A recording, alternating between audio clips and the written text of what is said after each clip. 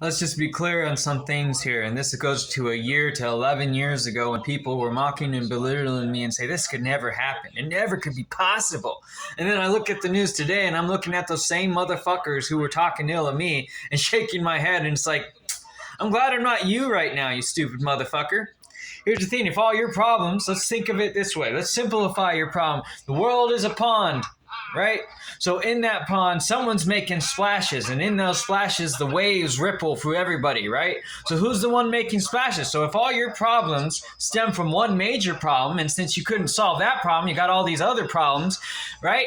You're now stuck in this fucking loop of insanity, cultural insanity, I call it, because you're doing the same thing over and over, expecting the same fucking result, but you haven't figured out yet, governors, churches,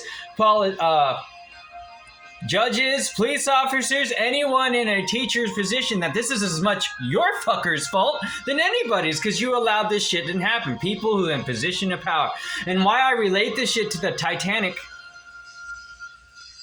just like they said in that fucking movie, that he himself could not sink that ship. Look at you fuckers now. You're no different than those assholes, and that was in 1912. Now I could even go back a few hundred years, 1,000 years prior to that and show you where you fuckers messed up.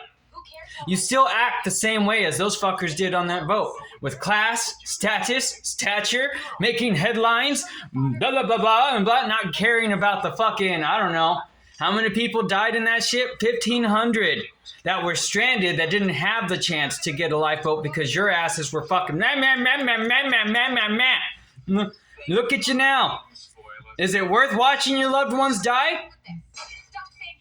You thought so at the time. I don't give a fuck who you are. When it was as simple as being human, you could see where you fucked up.